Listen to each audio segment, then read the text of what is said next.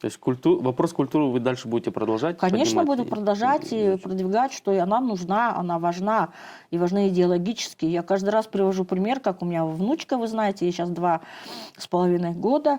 Вот только сейчас мы нашли книжки небольшие для того, чтобы учить ее казахскому языку. То есть до этого, заходя в магазины, я не находила книг именно в большой продаже для детей возраста от 0 до 3.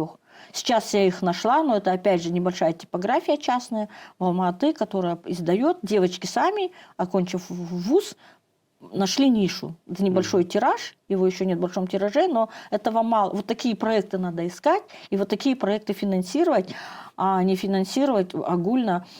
Я ничего не хочу плохого сказать про наших исполнителей, но огульно проекты вот чисто нацелены на развитие кинематографа, чисто на певцов нельзя. Должны быть разные проекты, и в том числе это вот так называемое книгопечатание. Которое будет развивать. Которое развивать, потому что научив детей читать книги, мы побудим их к образованию, а через образование будем воспитывать культурных, образованных население. И у нас будет культурное, образованное общество.